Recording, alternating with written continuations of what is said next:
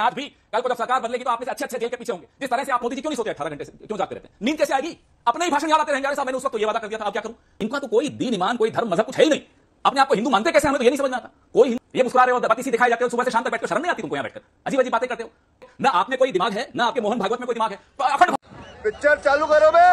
अगर देश के भिन्न भिन्न जगहों पर आप लाउड स्पीकर, हाँ, बिल्कुल बिल्कुल, आपको मौलवी साहब आपको बोलने देंगे। अभी रुक जाइए जरा, मैं मौलवी साहब मैं कंप्लीट कर लूं, फिर आप बोल लीजिएगा। झूठी बात बता रहे हैं, झूठी बात बता रहे हैं। अंजना जी जरा मौलवी साहब को बोलिए, मैं बोल लूं उसके बाद बोलेंगे। मौलवी साहब, दिन में 5 बार ही अजान पढ़ना होता है, बीच में ऐसा करना उचित नहीं है। आराम से मैं बोल लूं, उसके बाद आप नमाज के विषय में बताइएगा। ब्राह्मण हूँ, मैं तो सनातनी ब्राह्मण हूँ। अरे ब्राह्मण करना तुमको अनुचित। अरे ये सनातनी ब्राह्मण कब हो गया? अच्छा अच्छा अच्छा अच्छा, तो अनुचित क्यों है प्रभु?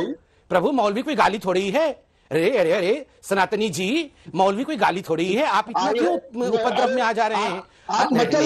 मौलवी तो बहुत, अरे आपको मैंने कितने बड़े, अरे मौलवी साहब शांत, मौलवी तिवारी जी शांत, मैं पूरा कर लूं मौलवी जी, उसके बाद आप रुष्ट होइएगा। संबित पात्रा बार बार शिवसेना प्रवक्ता को मौलवी मौलवी कहकर उन्हें चिढ़ा रहे थे, लेकिन अपने आप को पत्रकार कहने वाली बीजेपी की मॉडरेटर अंजना ओम कश्यप ने संबित पात्रा को एक भी बार नहीं रोका। लेकिन जब कांग्रेस प्रवक्ता पवन खेड़ा का नंबर आया तो उन्होंने संबित पात्रा को जमकर खड़ी खोटी सुनाई और जमकर लताड़ा भी। सरकार है महाराष्ट्र में, क्या एक मुख्यमंत्री का अंजना जी जो उनका लहजा था, जो उन्होंने कहा है, उन्होंने कहा है मैं बाला साहब के अंदाज में आता है ठीक करना दादागिरी।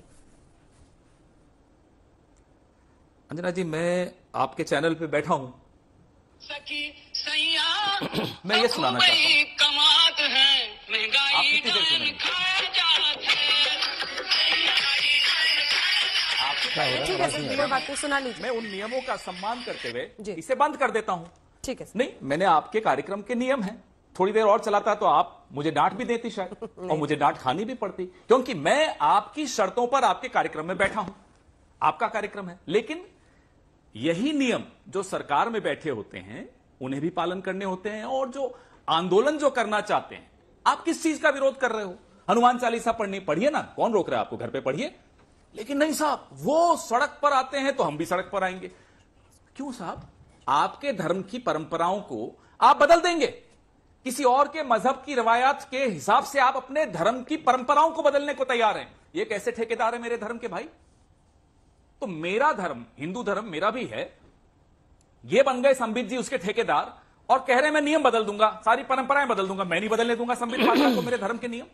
संविधान को आप धज्जियां उड़ाएंगे, मेरे धर्म के परंपराओं की आप धज्जियां उड़ाएंगे। पाकिस्तान में ये होता है तो साहब हम भी ये करेंगे। अरे भाई, पाकिस्तान जैसा बनाना चाहते हो इस देश को? नहीं साहब, अफगानिस्तान में भी ये होता है।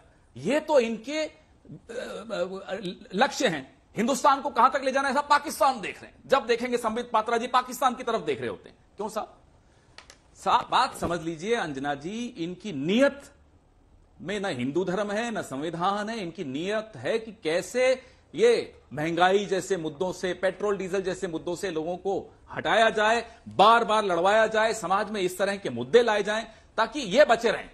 मोदी जी से कोई उनके पुराने भाषण नहीं याद दिला दे कहीं 2014 के कि पेट्रोल पार अब की बार मोदी सरकार, डॉलर पार अब की बार मोदी सरकार। उन नारों से ये डरते हैं। अब रात को अच्छा मोदी जी क्यों नहीं सोते 18 घंटे से, क्यों जागते रहते हैं? नींद कैसे आएगी? अपने ही भाषण याद आते रहेंगे, अरे साहब मैंने उस वक्त तो ये वादा कर दिया था, अब क्या करूं? तो ऐसे आदमी को नींद आ भी नहीं सकती। तो हम तो हैरान है कि 6 घंटे 7 घंटे भी कैसे नींद आ रही होगी। मुझे नहीं लगता कि वो 24 घंटे में से 1 घंटा भी सो पाते होंगे। अगर मैंने ऐसे झूठे वादे किए होते तो मुझे तो नींद नहीं आती। तो इनकी मंशा बड़ी स्पष्ट है, इसलिए ये हमें और आपको नहीं इसमें पढ़ना चाहिए कि हनुमान चालीसा वर्सेस हराम, झटका वर्सेस हलाल, ट्रिपल तलाक, ये वो फला ढीकना, रोज मुद्दे ले आए। होते कौन हो साहब आप? आज तक तो रामनवमी में ऐसा नहीं होता। ऐसा क्यों है कि जब से मोदी जी प्रधानमंत्री बने हैं, रामनवमी में भी दिक्कत, हनुमान जयंती पर भी दिक्कत। तो ये दिक्कत कौन ला रहा है? ये बैठे हैं ठेकेदार साहब, बैठे हैं आपके बगल में बैठे हैं, यही है जो दिक्कतें लाते हैं। आज तक तो नहीं आती थी। संबित जी एक जवाब दीजिए, उसके बाद तिवारी जो चीज 70 साल में नहीं हुई वो अब क्यों होने लगी? जी मैंने सुना। अब आप बाला साहब वाले अंदाज में दादागिरी निकाल देंगे, उतार देंगे, ये कौन सा तरीका है? देखिए वही जो गुंडागर्दी हो रही थी नवनीत राणा के घर के बाहर। देखिए अंजना जी, आपके कार्यक्रम में बुला के तुम मॉडरेटर रहते हुए ये अभद्र भाषा में बात करते हैं, तो इनको थोड़ा सा रोकना चाहिए आपने। चलो ठीक है, मैं आपको अच्छा समझा सॉरी, देता हूँ। मैंने वो कह दिया नॉटी, नॉटी शब्द, नॉटी नॉटी, मैं उसको रिप्लेस कर देता हूँ मौलवी साहब, naughty naughty. Sambit ji please. वो अरे आपको अभी नॉटी शब्द, नॉटी नॉटी। आप आइए हमारे मुख्यमंत्री के यहाँ, आप नमाज भी पढ़िए और हनुमान चालीसा भी पढ़िए, आपको महाप्रसाद भी देंगे। मैं अभी बता रहा हूँ। मैं क्यों नमाज पढ़ूंगा मौलवी साहब? मैं नमाज क्यों पढ़ूंगा मौलवी साहब? मैं क्यों नमाज पढ़ूंगा? उनको पूरा करने दीजिए। रुको ना मेरे भाई तिवारी जी, मैं नमाज नहीं, मैं नमाज क्यों पढ़ूंगा? मैं नमाज क्यों पढ़ूं? आप बोलो, आप बोलो, आप बोलो। एक मिनट। हाँ रुक गया। देखो ये देखो, सत्ता जब मिलती नहीं तो कैसे नैराश्य आता, ये वैसे ही अपने आप को मिला चुकी है ना, धुर विरोधी थे, ये सब बताने की जरूरत नहीं है बाला साहब और जो कांग्रेस का रिश्ता रहा है। लेकिन ये आप ये ठीक लग रहा है आपको? बैटरी चार्ज हो गई है। हम अब पवन जी से पूछ रही हूँ, तिवारी जी रुकिए तो। पवन जी देखिए, तिवारी जी मुझसे ज्यादा अच्छा समझते हैं भारतीय जनता पार्टी को, कैसा क्या इलाज है वो मुझसे ज्यादा तिवारी जी समझते हैं, क्योंकि ये तो साथ रहे हुए हैं। तो मैं इन पर कैसे टिप्पणी करूंगा?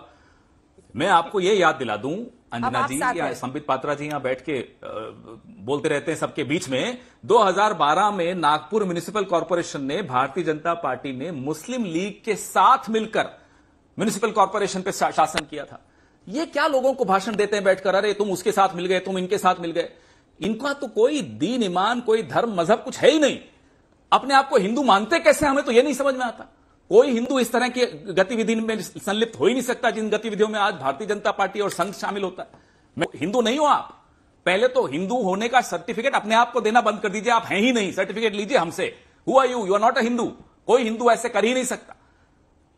यहां आकर तिवारी जी को मौलवी कर, क्या है ये तरीका है, ये सलीका है। सत्ता में हो तो थोड़ी जिम्मेदारी सीखो। ये मुस्कुरा रहे हो, बत्तीसी दिखाए जाते हो, सुबह से शाम तक बैठकर शर्म नहीं आती तुमको? यहां बैठकर अजीब अजीब बातें करते हो। क्या छवि बना रहे हो देश की पूरे विश्व में? शर्म आनी चाहिए, हंसी नहीं आनी चाहिए अभी आपको, संबित पात्रा जी, जो आपने स्थिति बना दी इस देश में। हंसना मना है क्या? हर गली में झगड़ा, हर गली में दंगा, ये आपकी पहचान है, ये आपकी पहचान है। इसलिए यहां बैठकर भाषण मत दीजिए। आप तो अडवाणी जी को भी पाकिस्तानी मानेंगे। अरे कांग्रेस पार्टी विदेशी है, आप तो अडवाणी जी को पाकिस्तानी मानते हैं। मैं जानता हूं आपके क्या ओपिनियन है उनके बारे में। आपको कोई ज्ञान नहीं है, ना इतिहास का, ना भूगोल का। अखंड भारत ले आएंगे, अरे 15% तो बर्दाश्त नहीं होते, 45% कैसे लाओगे? ना आप में कोई दिमाग है, ना आपके मोहन भागवत में कोई दिमाग है। अखंड भारत मतलब अफगानिस्तान भी भारत में आ जाएगा, पाकिस्तान भी भारत में आ जाएगा। वो कह रहे हैं आप लोगों के आने के बाद से सांप्रदायिक हिंसा बढ़ गया। सोच समझ के कुछ पढ़ लो, कुछ किताबें ले जाओ हमसे, समय बहुत है आपके पास, ले जाओ किताबें, पढ़ लो, थोड़ा ज्ञान बढ़ाओ, फिर आकर यहाँ भाषण दो और बत्तीसी दिखाओ। बहुत अच्छा बोला पवन जी। यहाँ बैठे हमारे तिवारी जी बेचारे अच्छे, तिवारी जी तो पहले शाखा में भी जाते थे। पूछिए किशोर तिवारी जी शाखा में जाते थे या नहीं जाते? पूछिए अंजना जी, किशोर तिवारी जी पहले शाखा में जाते थे या नहीं जाते? हाँ, इनका थोड़ा है। मौलवी तिवारी, क्या है मौलवी, क्या गाली होती है? जवाब सुनिए पवन। और जब ये चांदनी चौक, ये जब दिल्ली से इलेक्शन लड़ रहे थे, संबित पात्रा जी जब दिल्ली से कॉर्पोरेशन का इलेक्शन लड़ रहे थे जो हार गए, तब ये मुसलमानों के आगे क्या हाथ फैलाकर घूमते थे? नहीं तो सबको किसी ने नहीं कहा मौलवी संबित पात्रा, ये क्या माहौल बना रहे हो? जब वोट मांगने गए चांदनी चौक, मैं भी इनको एक मिनट याद दिलाने दो, इनका इतिहास, इनका भी बारे में याद दिला दो, क्योंकि 50 गाड़ियों का काफिला लेके मोहन भागवत घूमते हैं हमारे टैक्स पेयर के पैसे से। है कौन वो? Who is he? कौन है ये? 50 गाड़ियों का काफिला। पवन खेड़ा ने संबित के साथ साथ बीजेपी को भी नहीं छोड़ा। उन्होंने कहा बीजेपी ने हर बार देश को अंग्रेजों के साथ मिलकर नुकसान पहुंचाया। जब सरकार बदलेगी तो जांच होगी, तो तुम जैसे अच्छे जेल के अंदर होंगे। सिक्योरिटी और अलवर में मंदिर क्यों गिराया, जरा इसका जवाब देकर जाइएगा। यहां बैठे हैं, बड़ा दिमाग लगा रहे हैं, अखंड भारत लाएंगे, अखंड भारत लाएंगे। शर्म नहीं आती?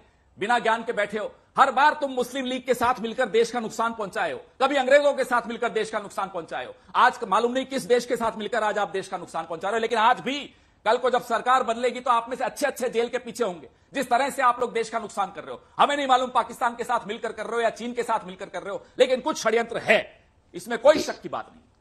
ठीक है, संबित जी जवाब दीजिए। चले आते हैं मुंह उठाकर भाषण देने। वीडियो को लाइक करें, शेयर करें, हमारे चैनल को सब्सक्राइब करें।